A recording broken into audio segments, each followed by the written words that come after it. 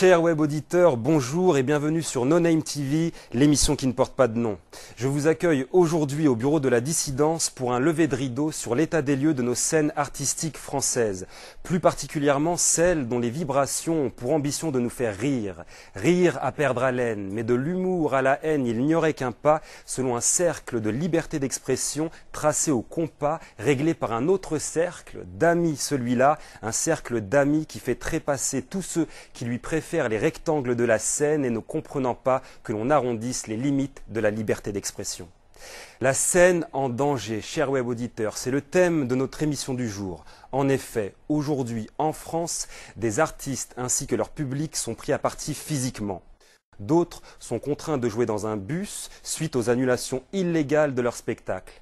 Des écrivains aussi, nous invitant à comprendre le pire, voient leur best-seller relégués et dissimulés derrière le dernier Marc Lévy. C'est en France, oui, que tout cela se passe, et devant ces graves atteintes à la liberté d'expression, les acteurs du siècle des Lumières doivent se retourner dans leur tombe et constater que dans le siècle de l'électricité, la lumière s'est éteinte. Sans lumière, c'est la mort. Alors, chers web auditeurs, rallumons cette lumière, car ici, au bureau de la dissidence, on aimerait voir l'humour désarmer la mort, faire taire les armes, bruyantes donc sourdes, et par l'amour des mots, laissons libres des artistes incarner les bons comme les mauvais mots de notre société. Et parce qu'en France, il y a encore un peu de justice, il y a de l'espoir. Et puisque l'espoir fait vivre, vivons, chers web auditeurs, un moment unique avec un invité exceptionnel. Mais qui pouvait incarner le courage, le talent et la scène en danger? Voici quelques indices. Si Malcolm X était un humoriste, il porterait le nom de notre invité. Si Hugo Chavez était un comique, il porterait aussi son nom. Enfin, si Barack Obama était un humoriste, il ne porterait pas le nom de notre invité du jour, cher web auditeur. Je convoque donc aujourd'hui au bureau de la dissidence le plus gros vendeur de billets de spectacles vivants, Dieudonné Mbala Mbala. Dieudonné, bonjour. Bonjour Baran. Veuillez, s'il vous plaît, décliner votre identité, date, lieu de naissance et nationalité. Alors, Dieudonné Mbala Mbala. Donc je suis né le 11 février 1966 à Fontenay-aux-Roses, en banlieue parisienne. Je suis de nationalité française, franco-camerounais. C'est sûr? Oui, j'ai aussi la nationalité camerounaise. D'accord. Dieudonné, en préparant notre rencontre avec le plus gros vendeur de billets de spectacles vivants, qui plus est un comique, on s'attendait à rire beaucoup. Ouais. On a vite déchanté quand on a été confronté, choqué par la censure que vous subissez. Alors, ce n'est pas à votre public ni aux initiés que l'on va apprendre que vous avez été amené à jouer dans un bus, mais y a-t-il eu d'autres endroits insolites? Ah oui. J'ai joué dans un bus après avoir joué dans des zéniths, suite effectivement à la censure orchestrée en France par la puissance d'un lobby qui ne dit pas son nom. Bon, on le connaît, c'est le CRIF, c'est le lobby israélien qui organise et qui filtre un petit peu aujourd'hui en France, en tout cas dans l'humour, ce qui est drôle, ce qui ne l'est pas. Il voudrait nous dire ce qui est drôle, ce qui ne l'est pas. Bon, en tout cas, on essaye de se bagarrer contre ce lobby dominant. Et donc, ils ont toute une armada d'armes à leur disposition. Bon, ils font des pressions politiques. Donc, on a les arrêtés municipaux. Il y a évidemment les responsables de salles qui sont mis sous pression parce que s'ils invitent des artistes étiquetés antisionistes, eh bien ils sont à ce moment-là, on leur enlève les autres artistes qui sont produits de manière générale par l'industrie qui est dominée par ces productions sionistes. Et puis donc j'ai été confronté à des annulations de salles. Je me souviens d'une maison pour tous à Angers. Maison pour tous, évidemment, sauf pour moi, en l'occurrence. Et donc, ce jour-là, j'ai joué dans un champ. Donc, on a donné rendez-vous. Il y a heureusement un agriculteur. Je ne sais pas s'il était tout à fait agriculteur, mais en tout cas, il avait un champ à sa disposition. Et donc, nous avons, avec tous les spectateurs, il y a une file de, 300 voitures. Et nous sommes partis comme ça. Bon, j'ai joué, on a mis une table, on avait une poursuite. Et puis, j'ai joué dans un champ. C'était un moment, effectivement, assez exceptionnel. Mais bon, ça fait partie de l'histoire de l'humour, en tout cas, qui se veut. Moi, j'ai l'impression de faire mon travail. Je n'ai pas l'impression de vouloir quoi que ce soit d'autre que de faire rire. Et beaucoup ont du mal à croire que ça puisse arriver, ce qui vous arrive avec un artiste. Oui, mais ce qui fait aussi que je travaille beaucoup plus que les autres. Quand je jouais dans mon autocar, c'est 70 places, donc j'étais obligé de jouer 3 fois par jour. Et donc, c'est sûr que je pense que c'est dans l'adversité aussi qu'on affine son art. Et j'ai un autre exemple qui illustre bien le fait qu'on vous empêche de travailler, parce que c'est de ça dont il s'agit. Hein. C'est l'exemple du multiplex Gaumont à Montpellier en mai 2012. Vous arrivez et là, la porte est fermée, c'est ça? Ouais, c'est ça. Ben oui, c'est ça. Ben, bien souvent, l'Olympia, pareil, exactement pareil. Les pressions, là, c'était Nicolas Sarkozy qui recevait le président d'Israël à ce moment-là. C'était en 2003 et 2004. Et donc, il était à l'époque ministre de l'Intérieur et le responsable de la salle reçoit un coup de téléphone. Il faut annuler. Là, c'est plus la préfecture, c'est plus là. On est tout en haut. Il me dit là, je peux plus rien faire. Je suis obligé d'annuler. J'ai aucune raison, mais on va invoquer un risque qui est un problème de sécurité. Un problème de sécurité. Improvisé quoi alors du coup Et donc j'ai joué là, à ce moment-là. Alors là, pour ce qui est de l'Olympia, on était 4000 personnes, 5000 personnes devant l'Olympia. Évidemment, on n'aurait même pas pu rentrer tous. Et puis à Montpellier, c'était un peu la même chose. Voilà. D'accord. Là, vous évoquiez les arrêtés municipaux. Oui, ce sont toujours. En fait, le principe, la méthode, elle est assez simple. Les organisations israéliennes qui se cachent derrière des enseignes comme la LICRA ou le CRIF, font pression sur les maires. Bien souvent, ils ont des leviers politiques, des leviers économiques qui leur permettent de mettre les élus dans des situations, des postures un peu délicates, ce qui fait que ils se disent on annule. Alors ils cherchent des prétextes. Des prétextes. Mais alors au niveau du levier juridique là justement, on sait que plusieurs personnes vous ont tourné le dos, mais la justice, elle est de votre côté. Alors à chaque fois, toute la difficulté, c'est que lorsqu'un maire fait donc sous la pression donc de ces organisations fait un arrêté. On a un recours au tribunal administratif. Donc là, notre avocat, l'excellent avocat, Maître Verdier d'ailleurs, qui a l'habitude maintenant de la procédure, donc se retourne vers le tribunal administratif et demande simplement la suspension de cet arrêté. Et donc on l'obtient. Qui se fait dans la foulée. On l'obtient, mais alors là, il faut que ça soit dans un délai. C'est pour ça que souvent l'arrêté tombe 12 heures avant. Et donc on a encore la possibilité. Et puis après, donc là récemment on fait lever l'arrêté. Donc ça c'est déjà une première procédure. Oui. Et ensuite on peut attaquer sur le fond pour demander des réparations. Et donc là c'est ce qui s'est passé à La Rochelle. Et où là on a fait condamner la ville de La Rochelle à pas loin de 50 000 euros. C'était pas la seule. En fait, oui, il y en a eu quelques-unes, mais là, c'est en fait les actions sur le fond sont jugées maintenant. D'accord. Parce que ça prend un certain temps. Quand même. Alors j'évoquais le fait que des personnes vous ont tourné le dos, et lorsqu'on écoute ce qui se dit sur vous à la télé, on voit que vous incarnez parfaitement le oui mais. À ce titre, je vous propose à vous et à nos chers web auditeurs de regarder quelques extraits. Moi, je trouve navrant qu'un artiste qui par ailleurs peut avoir du talent, sombre dans un tel naufrage et soit amené à une diatribe qu'on n'a pas entendue, en tout cas avec cette virulence depuis, je sais pas, 1934 peut-être dans beaucoup de pays d'Europe. Franchement, moi, Dieudonné, je vais dire un truc. Moi, en tant qu'artiste, franchement, comme tout le monde, quoi.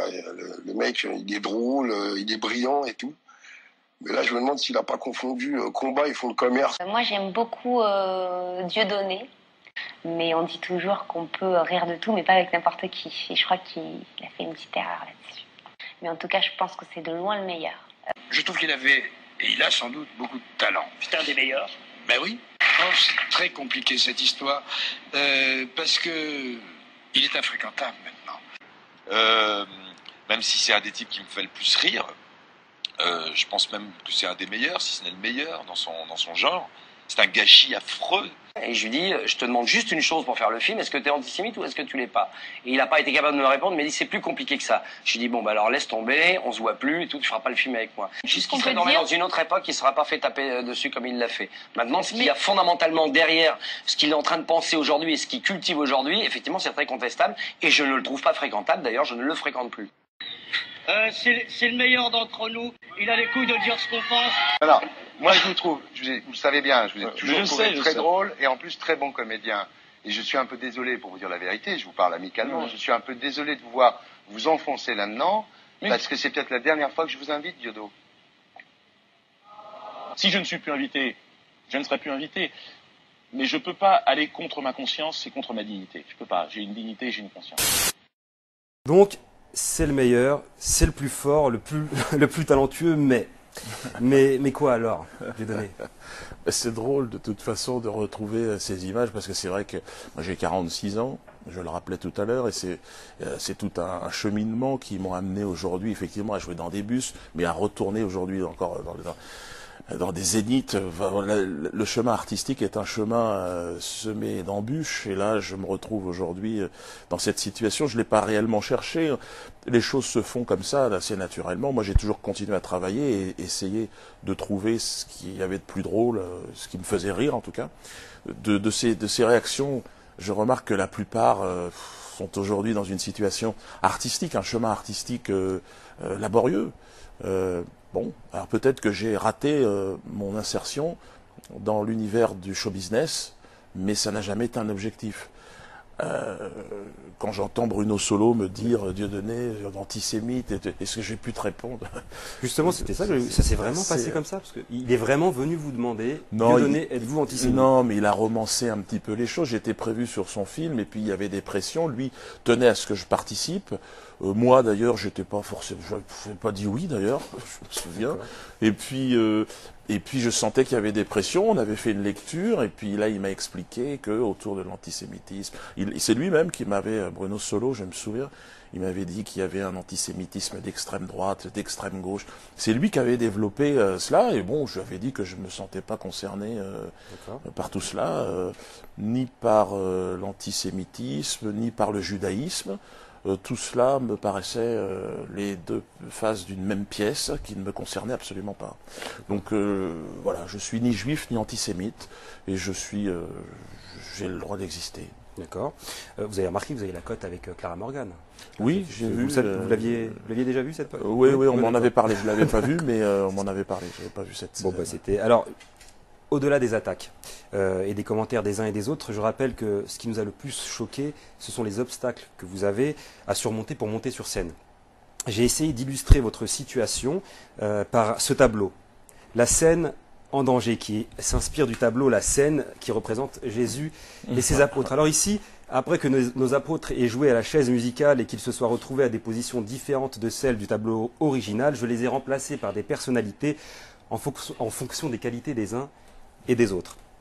Alors donc, juste en dessous du soleil, le patron, c'est vous.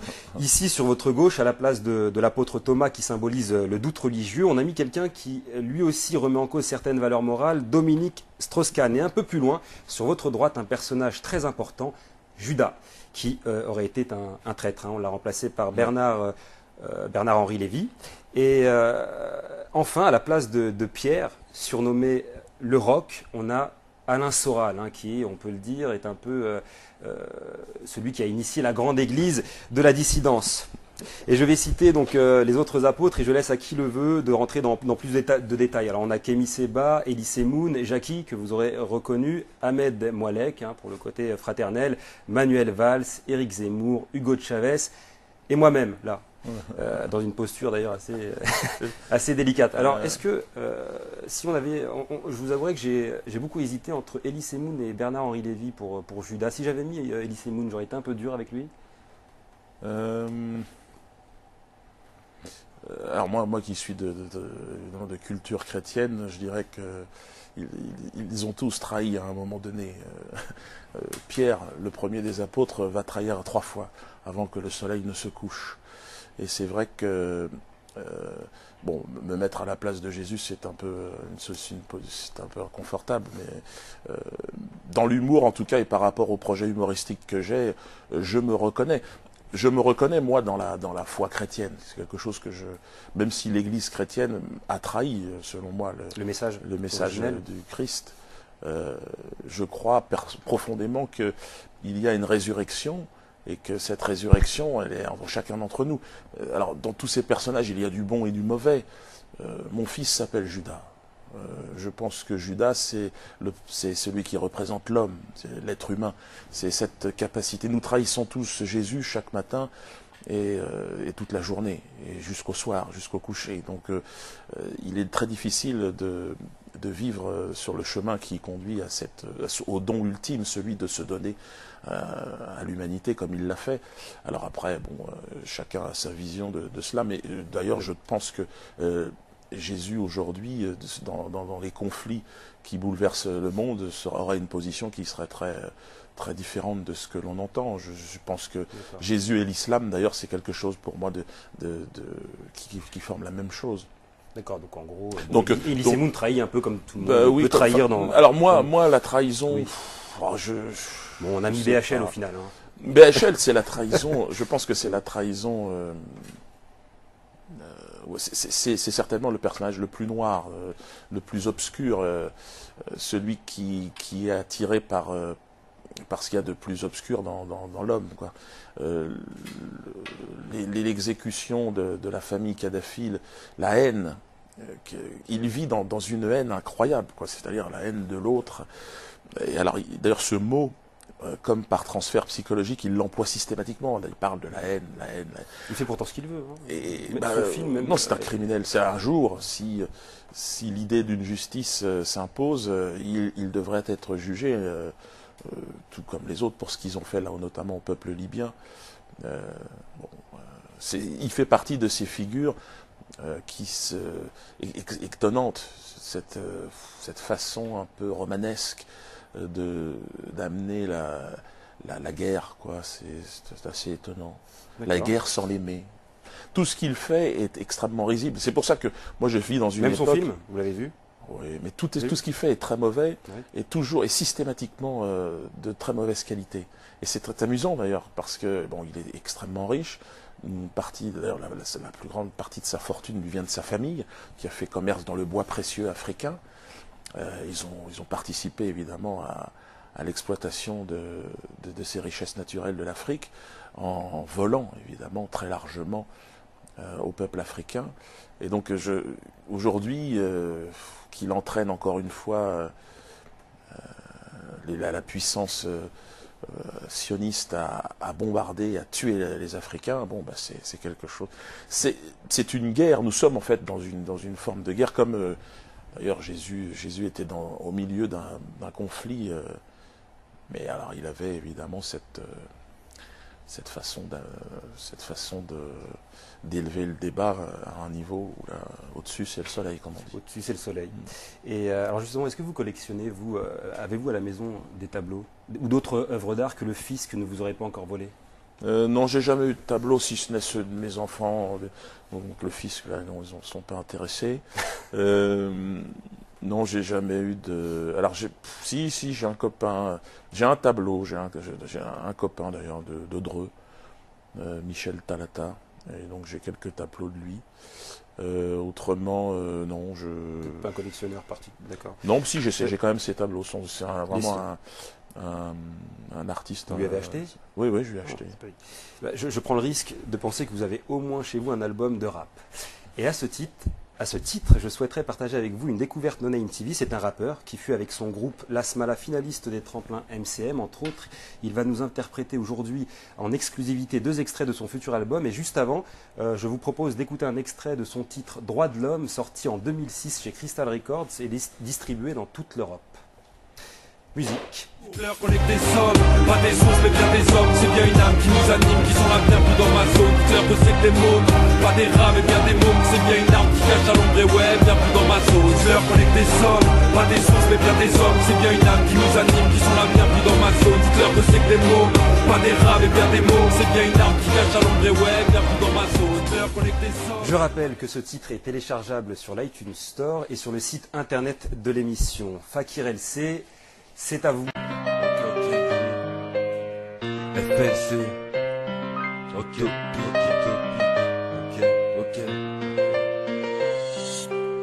Il y a longtemps que j'ai cessé d'être un autre rêve. Autrement dit, on laisse derrière, on passe à d'autres rêves. Il paraît que la gloire est toute prête. Désolé si je refuse une chevauchée à d'autres traîtres. La paix, j'y ai cru mais je suis un idiot. Les hommes sont perchés, prennent d'autres hommes pour idoles. J'attendrai pas la fermeture du rideau. J'aime dire ce que je pense uniquement, format people. D'ailleurs, tout le monde attend le scandale de trop. 20 ans pour Big, libération de Dutroux. Et merde, tout ça commence à être drôle. Donne-nous une vérité, on va, on fera meilleur drop. Un autre moi me dit va-t'en avant d'étouffer. Comment être heureux en ville, on sait que l'amour est dans le pré. Non, plus sérieusement, le monde comment ça va? Tes vieux démons de 45, comment ça se voit? C'est en toute paix que je vous expose ma vision du monde. Je préférais donner la vie que la reprendre évidemment. Non, plus sérieusement, le monde comment ça va? Tu veux la paix, commence par faire entendre le son de ta voix.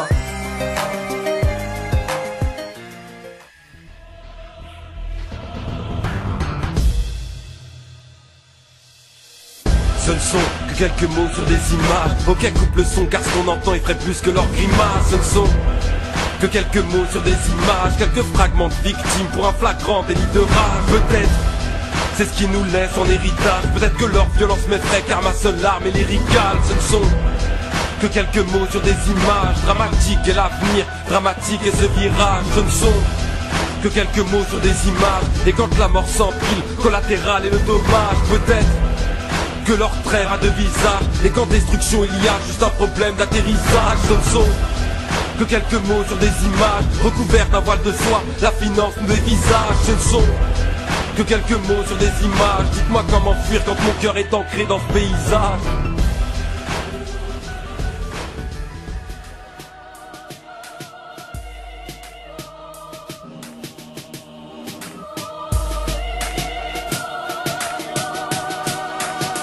Venu de nulle part, je vous emmerde d'appliquer le 5e amendement car innocent de toutes parts. Et je ne doute pas, et perso je ne t'écoute pas. J'ai autre chose à faire que boire de la merde sortir d'un trou de balle. Mais son je me torture et c'est pour ça que je me couche tard. En mode fœtus qui dit maman je t'en peine accouche pas. Car on est mort dans leur petit bout de paradis. D'ores et déjà coupable, arabiane parodie. Évidemment que l'on sait ce qui se trame. Au bord de la falaise, brasive le premier qui sautera. Sortez vos couilles et le fight spirit. Rien de mieux pour nettoyer un génocide que du white spirit. Prudent, avant que tout ça s'envenime. J'ai fui leur soirée, l'opulence et le vomi. Le monde est dur et j'entends souvent dire c'est ça la vie. Bouc émissaire de ce siècle, hein, c'est ça le deal. Bravo. Dieudonné, on vient d'écouter une forme d'expression artistique, le rap, qui emploie parfois le langage parlé. Le titre de Fakir LC que l'on vient d'entendre, dont on a écouté l'extrait tout à l'heure, Droit de l'homme, a été repris comme l'hymne de certaines manifestations de soutien à la Palestine. Et dans l'un de vos spectacles, vous interprétez un peu à la Claude Nougaro un texte sur la Palestine. Alors qu'est-ce qui vous touche le plus chez cet artiste, Nougaro? Alors bon, j'ai eu la chance, je pense qu'on est de ma génération. Moi j'ai grandi dans l'univers du jazz. Je connais le rap, mais j'ai beaucoup d'amis parce que c'est une forme d'expression qui s'est imposée avec le temps. Mais quand plus jeune, c'était effectivement Nougaro, c'était le jazz. Ma mère avait un disque de Nougaro chez moi et je l'écoutais souvent. Et puis un jour, j'ai eu la chance de le rencontrer, puis on est devenus amis. C'était sur la fin de sa vie, donc je suis allé manger chez lui, il est venu manger chez moi et bon, on a vraiment. Il me disait gangster de la beauté. Il avait un swing des mots qui m'a. Bon. Alors, donc quand j'ai écrit pour conclure ce spectacle, ce sketch sur la Palestine, je me devais évidemment de lui faire un petit clin d'œil parce que c'était tout à fait naturel pour moi. Se serait-il reconnu? Il était décédé au moment où j'ai fait cela. Mais et puis la Palestine, évidemment, puisque je pense que là, en plus de ça, avec ce qui se passe aujourd'hui, c'est vraiment le carrefour, quoi. C'est l'endroit, le moment charnière où le monde va choisir son chemin. Et donc, je pense qu'il y a aujourd'hui beaucoup d'espoir du côté du peuple palestinien, du peuple iranien, du peuple vénézuélien, du peuple africain, du peuple qui demande plus de vérité, Et c'est vrai que l'État, l'entité sioniste, qui est l'entité du mensonge absolu, du vice et du crime et de l'esclavagisme, cet empire-là, aujourd'hui, il est dans les... C'est étrange parce que grâce à l'Internet, on voit bien qu'aujourd'hui, la posture du tyran est difficile à tenir. Ce tyran qui n'a jamais été aussi fort, aussi beau qu'aujourd'hui, aussi flamboyant, mais qu'à la veille de son chaos. Et je le souhaite. J'ai la chance d'avoir rencontré de fiers combattants du Hezbollah au sud Liban en 2006. Aujourd'hui, je vois la résistance du Hamas, nos frères d'Iran, du Venezuela aussi qui se battent. Je dis nos frères parce que je pense que là, vous parlez d'un combat, c'était évidemment celui de Jésus qui était « aimez-vous les uns les autres ». Et aujourd'hui, il y a cette guerre. Il y a cette guerre qui est. Il serait temps qu'il revienne, effectivement. Ce serait le moment. C'est prévu, c'est prévu. Oui, c'est prévu parce on sait pas quand. Et je pense que de toute façon, il sera forcément du côté des plus humbles d'entre nous. Bien, on vous a souvent entendu chanter, faire des clips. Est-ce que la notion de rythme, de quelle manière vous l'intégrez dans la manière de faire jouer vos personnages? J'imagine qu'elle a une importance. Le rythme. Le rythme, en fait, il s'impose avec le temps. Moi, je répète beaucoup mes spectacles. Puis, doucement, le rythme arrive. Ça ressemble beaucoup à du jazz ou du rap, d'ailleurs. Je pense qu'il y a cette façon de trouver à un moment donné le rythme juste, celui où l'expression est la plus claire. Oui. Parce qu'aujourd'hui, le stand-up est une forme assez répandue sur la scène comique française. Vous situez où par rapport à ce style? Comment pourrait-on décrire votre travail de mise en scène? Je pense que je joue aussi beaucoup la comédie, donc j'ai toujours été très intéressé par l'incarnation de personnages. Donc c'est quelque chose qui me fascine. Donc j'utilise évidemment la partie artistique, comédien, on va dire, dans mes spectacles, autant que celle de l'auteur qui est là plus, on va dire, Nougaro parlait lui de poésie, moi je dirais, c'est comment il s'appelle-t-il j'ai eu pas mal de gens qui ont commenté et qui ont décrit mon travail, je trouve, mieux que moi.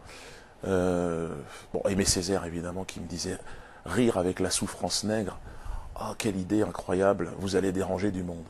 J'ai eu la chance de le rencontrer lorsque je m'étais fait agresser sur le sol martiniquais par 4 Israéliens. Vous étiez bien défendu d'ailleurs. Oui, je les avais rattrapés, on avait réussi à les neutraliser. D'accord. Mais on les a envoyés en prison. Bon, évidemment, là, la presse n'en a jamais parlé. Non, parce qu'ils sont très lâches. Vous savez, en plus de ça, ils étaient 4, et j'étais seul à ce moment-là, bien évidemment. Et dans le dos, évidemment. C'est comme ça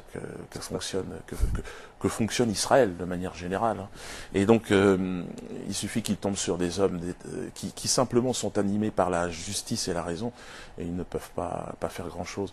Donc, ils peuvent toujours, après, faire jouer... D'ailleurs, c'est ce qu'ils ont dit, une fois qu'ils ont été neutralisés, que c'était moi qui les avais agressés. Moi, sur le parking d'une radio où je me rendais, je les ai vus. Personne ne les a crus, j'espère. Personne ne les a crus, j'espère. Non, évidemment, non. Puis si c'était sur le sol martiniquais, c'était très compliqué que 4 blancs tabassent un noir en le traitant de sale nègre sur le sol, sur la terre martiniquaise.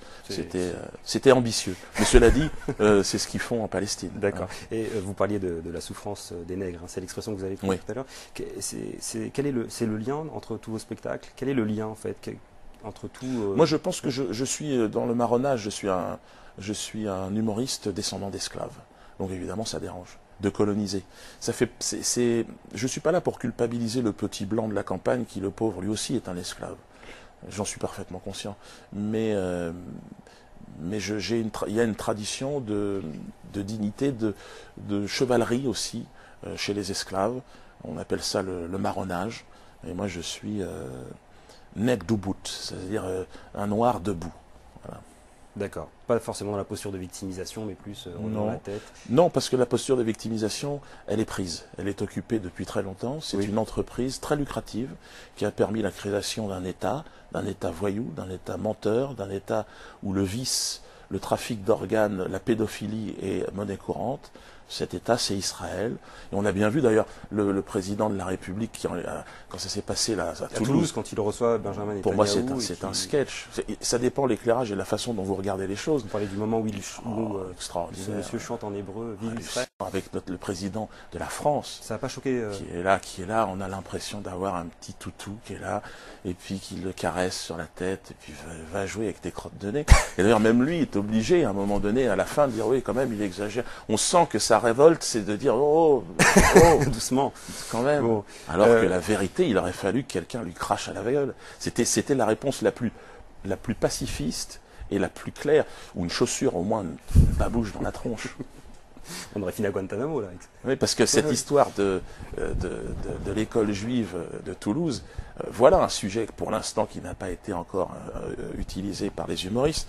Ça sera très difficile. Tous les sujets peuvent être utilisés. On l'a fait avec le 11 septembre, on l'a fait avec la guerre, on l'a fait... Bon, là, ils en ont fait quelque chose. D'ailleurs, ils en ont parlé comme un nouveau 11 septembre, une nouvelle Shoah, quelque chose. Alors qu'on ne sait rien, alors que la police n'en a encore rendu aucun... L'enquête n'est pas terminée, et on voit bien à quel point Israël se sert de ces événements pour continuer sa propagande. Je pense qu'on en saura plus dans les mois prochains, d'ailleurs.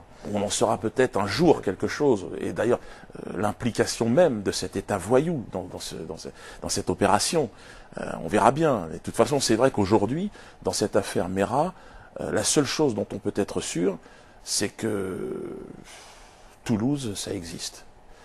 C'est tout. Alors, après vous, qui a la chance de découvrir en premier vos sketchs, hein, pour parler de choses un peu plus joviales, sur qui testez-vous vos chutes? Non, je travaille en fait, comme je fais un spectacle par an, les premières représentations de mes spectacles sont vraiment des moments de travail encore. D'accord. Et alors ceux qui viennent, je les préviens toujours, mais ils sont contents de venir et puis ils reviennent souvent quelques mois plus tard. Et puis bon, c'est vrai que le spectacle est beaucoup plus affûté. Ouais. Ouais. On a parlé de musique, de rythme, on a entendu donc une voix tout à l'heure. On peut dire que sans texte, il ne pourrait pas y avoir tout ça. Et on peut imaginer par là que la musicalité est d'abord dans le texte. Et parmi les écrivains français, s'il y en a bien un qui a su faire chanter les lettres, c'est Louis-Ferdinand Céline, un écrivain qui est rentré dans l'histoire de la littérature française, ou plutôt qui a fait rentrer la littérature française dans l'histoire. Et je n'ai pu m'empêcher de faire le parallèle entre lui et vous. Vous avez en commun le fait de remettre tout le monde à sa place dans vos domaines respectifs. Vous êtes attaqué en justice, taxé d'antisémite, diffamé, et l'on vous accuse tous les deux d'appel à la haine et à la violence. J'aimerais que l'on écoute un passage d'une interview de Céline où on lui demande s'il a conscience de sa violence.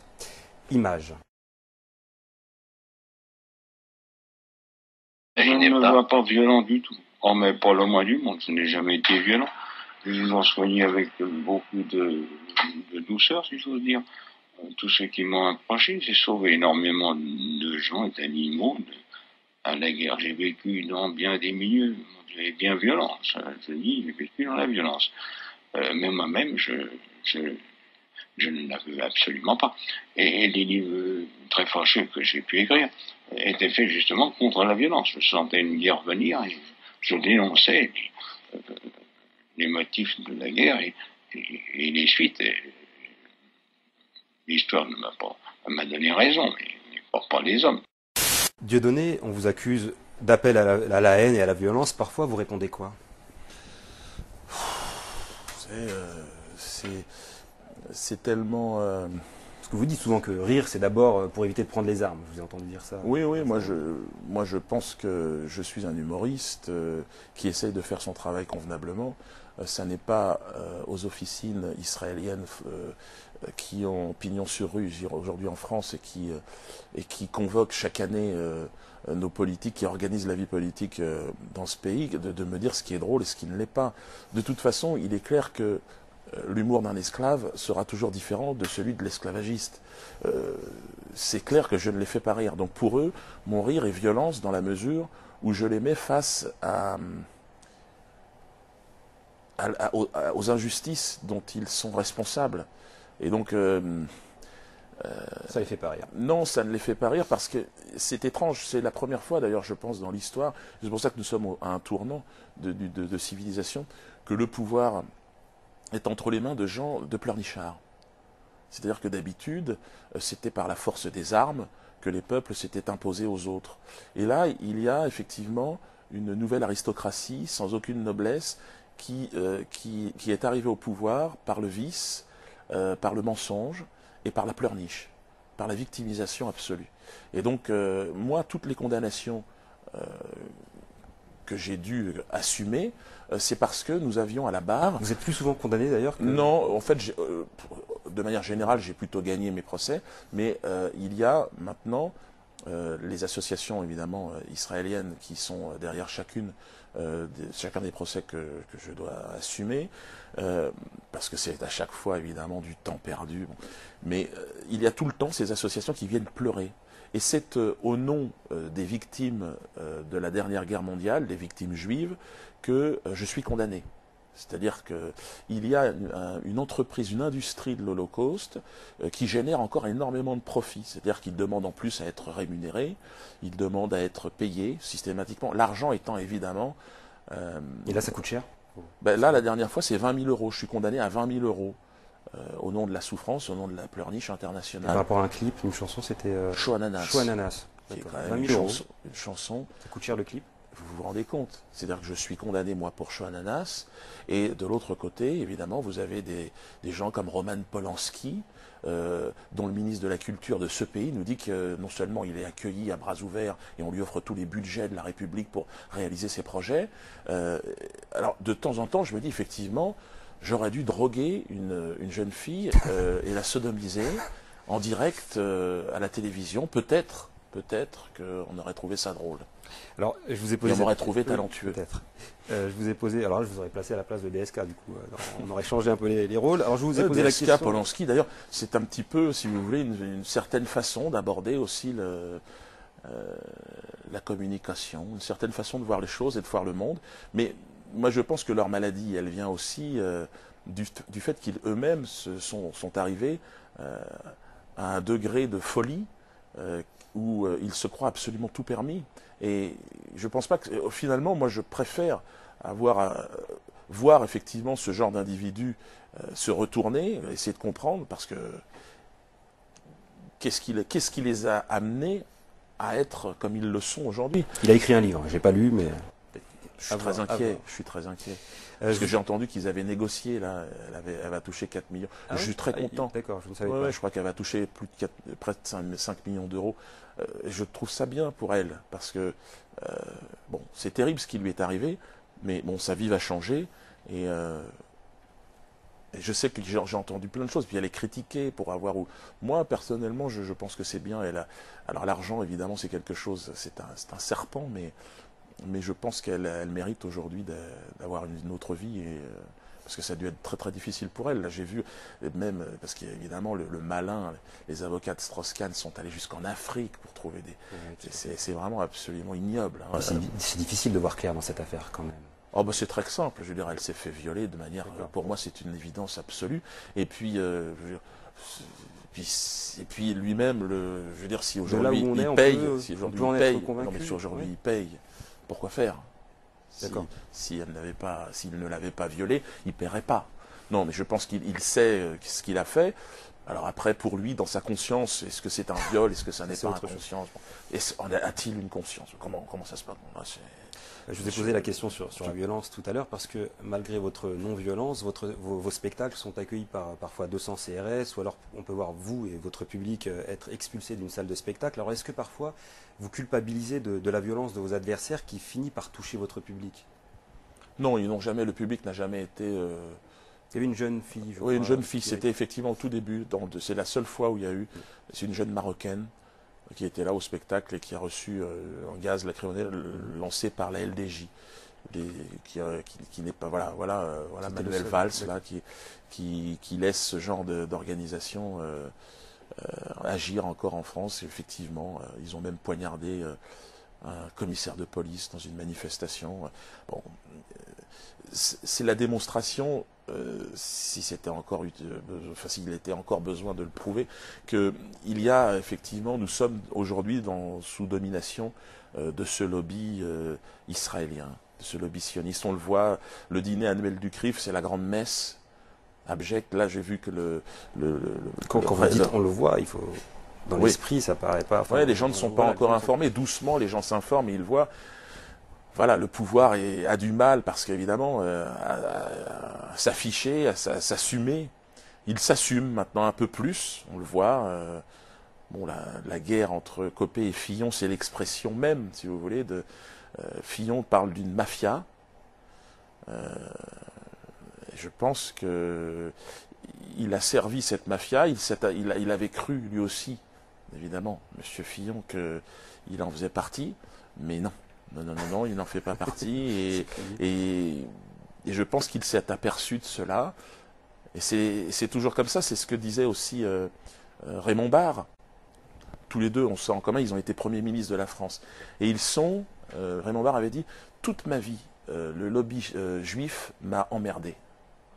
Ils m'ont cassé les couilles toute ma vie politique. Bon, il a attendu la fin pour le dire, c'est dommage. Mais c'est vrai qu'il était... c'est-à-dire qu'il était encore dans une logique de carrière, et puis encore une fois, c'est une époque où les choses étaient en train de se... Aujourd'hui, mais je suis content d'entendre que M. Fillon parle, lui, de mafia. C'est-à-dire c'est la mafia, et il parle de tricherie. En plus de l'intérieur. Il est dedans, il est bien placé pour le savoir, qui a tricherie en plus. L'autre est un tricheur. Donc même les élections, si vous voulez, aujourd'hui, malheureusement, on ne peut plus, on sait très bien que tout est faux. Il nous le prouve. Et moi, je suis content parce que quelque part, M. Fillon, je le trouvais très mauvais. Et là, je commence à le trouver. Mais non, c'est-à-dire que je pense que, je ne sais pas, il est transporté. Alors peut-être se voyait-il comme président, peut-être, mais voilà, le système lui a dit non, tu ne seras jamais président. Là, éventuellement, tu peux servir des cafés maintenant. Et peut-être on te demandera de porter une petite nuisette le jour où on a envie. Et là, il est en train de dire, bah non, j'ai envie, mais non. Et tu fermes ta gueule. Et c'est ce que l'autre est en train de faire. Et c'est ce qu'il est en train de faire. Il est en train de fermer sa gueule. Et moi, je l'incite à venir voir mon spectacle, le plus vite possible. Parce que le problème, c'est que à partir du moment où ça bascule, et je pense qu'il n'a pas saisi, il aurait dû fermer sa gueule tout de suite, ou alors s'il l'ouvre, s'il est en train de parler de mafia, il faut qu'il aille au bout. C'est-à-dire que nous, ça nous intéresse de savoir c'est qui la mafia, c'est quoi. On va l'inviter. Ouais. J'ai fait référence à Céline tout à l'heure, et l'un de ses livres, Bagatelle pour un massacre, a été qualifié par ses détracteurs comme un pamphlet antisémite, comme le summum littéraire de l'antisémitisme. Et vous, en 2011, vous réalisez le film L'Antisémite, donc interdit dans toutes les salles, si j'ai bien compris. On comprend déjà dans le titre un brin de provocation. Alors qu'avez-vous voulu provoquer ?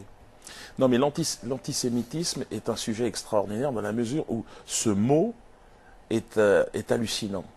C'est-à-dire, ce mot provoque un interdit, c'est-à-dire dans l'inconscient, dans un tribunal comme sur un plateau télé, prononcer le mot ou la charge d'antisémitisme, tout d'un coup reviennent les images de la Shoah, des camps de concentration. Vous dites islamophobe ou négrophobe, quelque part on va dire c'est bien. Parce que c'est-à-dire ça fait bouger les choses, il se passe quelque chose, les gens discutent. Mais l'antisémitisme, le racisme anti-juif, parce que en plus la réalité c'est ça, enfin et c'est même pas une race, c'est une croyance le judaïsme. Mais bon, alors là encore une fois, mais tout l'art du sionisme, c'est de créer un antisémitisme. Le sionisme n'existe pas sans l'antisémitisme. Il faut savoir que c'est grâce à l'antisémitisme que le sionisme est arrivé et existe. C'est-à-dire moi, je me suis vu être accusé d'être un nazi, alors que je n'ai aucune formation au départ. Je suis devenu même un des plus grands représentants. Et alors que je suis un autodidacte. Voilà, formé sur le tas, sur des balafons et du zouk. Donc, je veux dire, c'est sûr que j'ai un parcours qui est... c'est pour ça que lorsqu'on aborde cette question de l'antisémitisme, l'antisémitisme est quelque chose d'extraordinaire parce que c'est très difficile de le définir. Qu'est-ce que c'est? Et si on devait définir l'antisémite aujourd'hui, un antisémite, je ferais partie certainement des 10 antisémites français. Les plus grands. Des plus grands. J'en profite pour rappeler que votre dernier film, Métastase, est sorti en septembre 2012. Alors quel est le lien que vous faites entre la scène et le cinéma?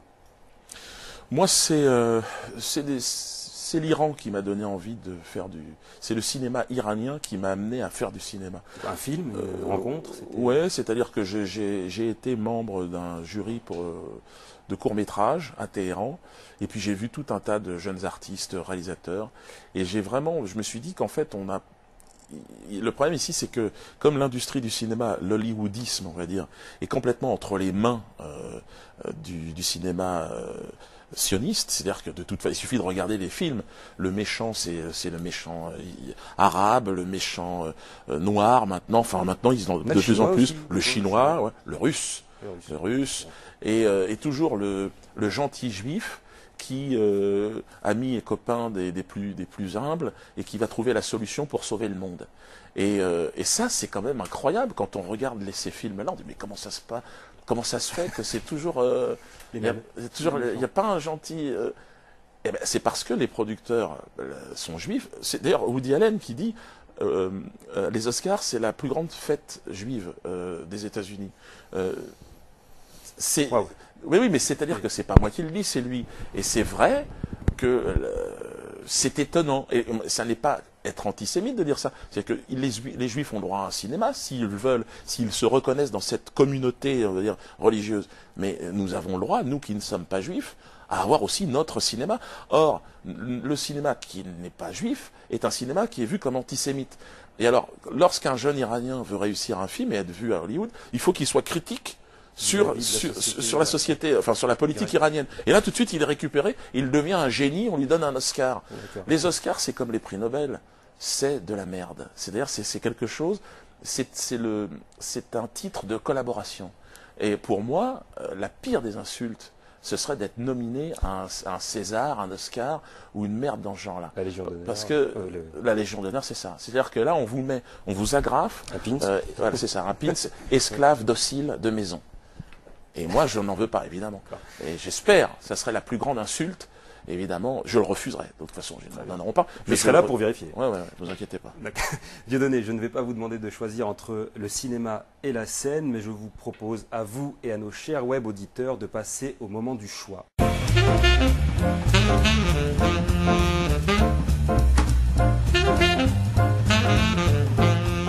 Dieudonné, si vous deviez à nouveau former un duo comique, alors lequel des partenaires choisiriez-vous? Bon, on a mis des gens très drôles, hein, vous allez voir. Alors vous avez le choix entre Gad Elmaleh, notre comique, Barack Obama, Jean-François Copé aussi qui est très drôle, un Chinois, un renard. N'ayez pas la mauvaise idée de nous dire que là les deux sont la même chose. On a mis aussi Félix Baumgartner pour sa tentative de suicide la plus chère de l'histoire, Bernard-Henri Lévy, Roselyne Bachelot et moi-même déguisé en colon israélien. Alors, il y en a que vous avez déjà fait. On peut faire par élimination hein, si vous n'avez pas encore fait votre choix. Alors un duo comique. Ouais, vous et un des. Alors ça sera un duo comique ou un match de boxe? Comique. Un duo comique. Un partenaire qui vous aiderait à conquérir. Alors le comique, celui qui est en tout cas qui en a fait, on va dire. Celui qui est le comique de profession, c'est Gad Elmaleh. Lui, non, c'est-à-dire, je préfère encore refaire un duo avec Elise Moon, quand même un petit peu. Là, c'est l'autoplébiscite Gad Elmaleh, c'est-à-dire que c'est pas vraiment, pour moi, c'est trop. Il n'est pas assez en confiance, il n'a pas assez confiance en lui. C'est-à-dire qu'il commence tous ses spectacles. Il rigole déjà.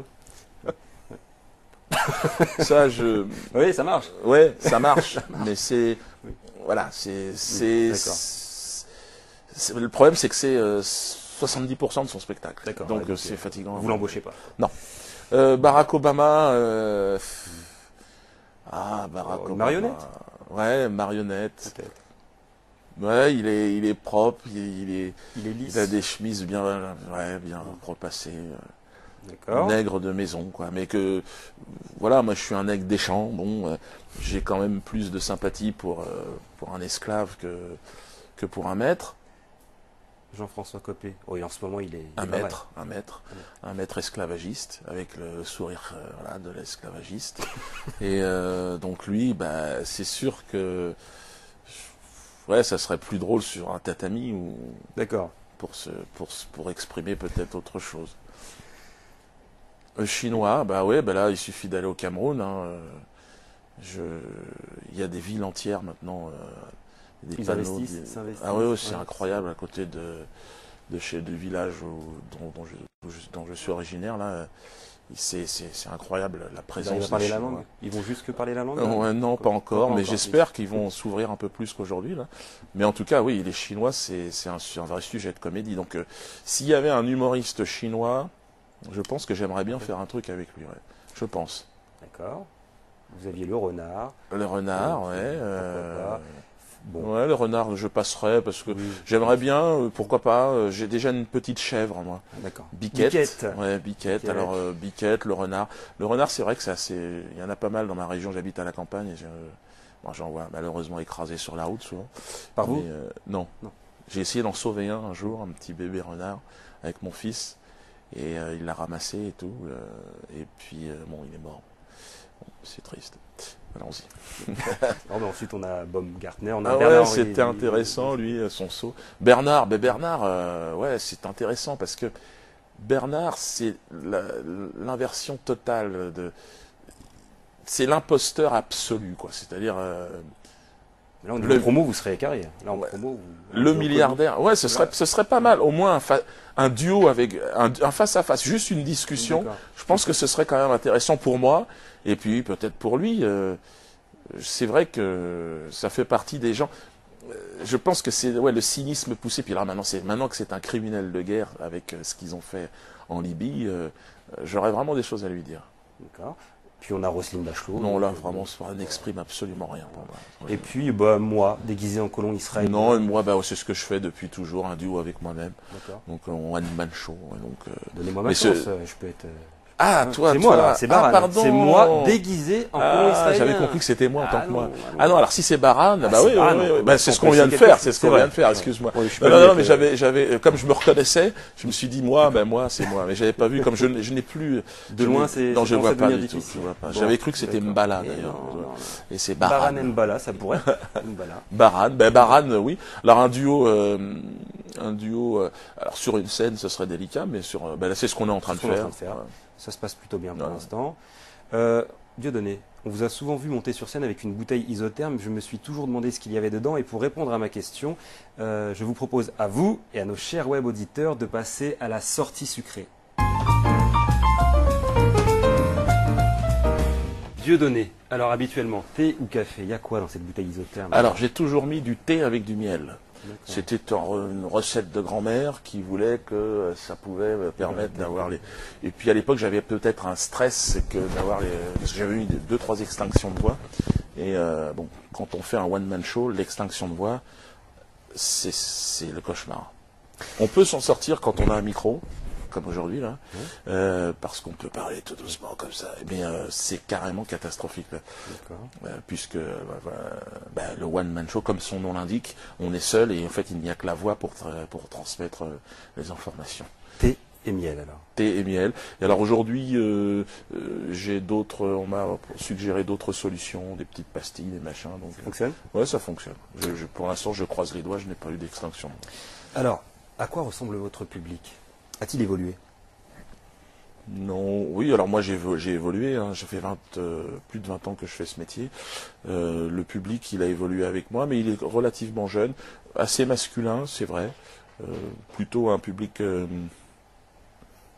gens qui ont besoin de rire de manière urgente, pour ne pas sombrer dans... Au niveau des origines ethniques ou c'est très ouvert en fait. C'est pas un public forcément afro-européen.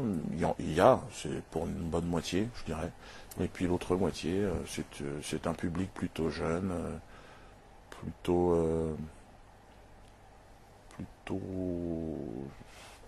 qui s'interrogent en tout cas.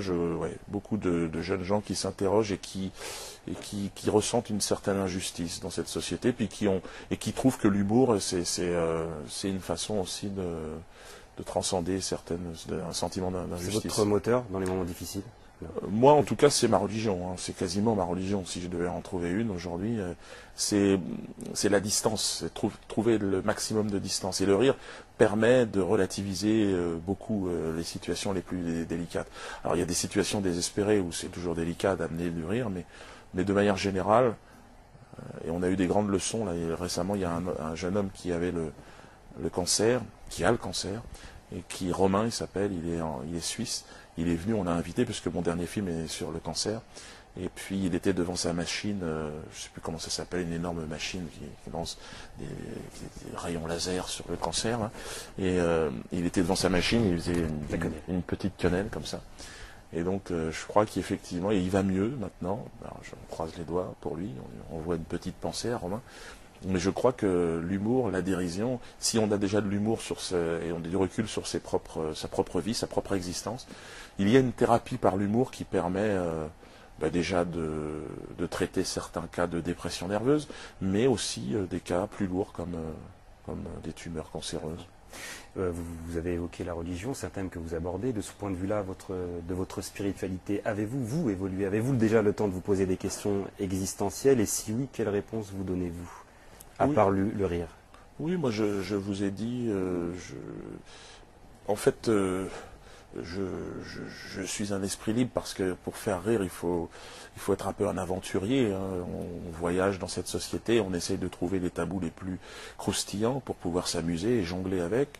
Mais personnellement, je crois, tout comme le jeune rappeur qu'on entendait tout à l'heure, comme la plupart des rappeurs, ce sont pour moi des prières urbaines. Je pense que quand je fais rire, alors évidemment, ce n'est pas un rire, c'est un rire qu'Aimé Césaire a très bien défini. C'est rire avec ses propres souffrances. Et je pense que c'est vrai que c'est un autre genre de rire, mais c'est un rire qui correspond à une période aussi, à des gens qui se reconnaissent et qui arrivent à rire. Il y a plein de gens qui ne peuvent plus, qui viennent voir les spectacles et qui me disent, voilà, on avait besoin de ce rire-là parce qu'on ne nous le propose plus, ce rire. On nous l'a d'ailleurs, peut-être dans le temps, ils avaient en famille mais je pense que c'est un rire assez. C'est comme la musique, hein. Il y a du jazz, il y a de la musique classique, il y a du rock, il y a du punk, il y a du techno, l'électro. Bon, le rap évidemment. Mais voilà, et puis moi c'est un genre humoristique. D'accord. Bien. Ça va refroidir, hein. J'ai pas mis de miel, mais n'hésitez pas. Parfois, quand on pense à vous, qu'on s'inquiète un petit peu, on pense à votre relève. Est-ce que dans la famille, parmi vos enfants, il y a un futur comique? J'ai 7 enfants. Il y en a qui sont un peu jeunes, donc je pourrais pas savoir exactement, mais il y en a une pour l'instant qui est plutôt intéressée par la musique et la chanson, un autre par le sport, un autre par les affaires, un autre. Puis là, doucement, les autres arrivent maintenant, mais ils sont encore à l'école. D'accord. Quand Ardisson vous annonce qu'il ne vous invitera plus dans son émission, vous lui répondez que de toute façon, vous n'irez pas à l'encontre de votre dignité, de votre conscience. Est-ce que ça doit être ça, un artiste, selon vous, digne, conscient, jusque dans ses tableaux, ses écrits, ses personnages ou ses chansons? Je sais, Ardisson n'est plus sur le service public. Je suis aujourd'hui face à toi, Baran. Voilà, les temps changent. Finalement, moi, je suis là, Ardisson ne l'est plus. Et puis, il ne peut plus m'inviter dans l'émission dans laquelle nous nous trouvions, puisqu'il n'y est plus sur le service public. Alors, il a trouvé une petite chaîne maintenant, mais je dirais que je fais plus d'audience que lui sur scène que lui aujourd'hui. Alors, il essaye de préserver un niveau de vie dans un monde d'une autre époque. Je crois que l'avenir, c'est des émissions comme celle-là, l'avenir, c'est Internet. Et je pense que toutes ces personnes-là, qui ont vécu très grassement par un système qui était un système pyramidal, entièrement sous domination. D'ailleurs, c'était étonnant de voir Ardisson finalement tenter par une manœuvre maladroite de servir le maître en essayant de me cracher au visage et finalement qui est rejeté comme une vulgaire prostituée, quoi. Et bon, c'est sa vie, c'est lui. Ce sont ses choix. Ouais. Dieudonné, je rappelle que vous partez en tournée à travers la France avec votre spectacle Foxtrot à partir de février 2013, si je ne me trompe pas. Alors, vous serez entre autres à Nantes le 1er mars, au Zénith de Saint-Étienne le 16 mars, à Bordeaux le 4 avril ou encore au Zénith d'Amiens le 17 mai.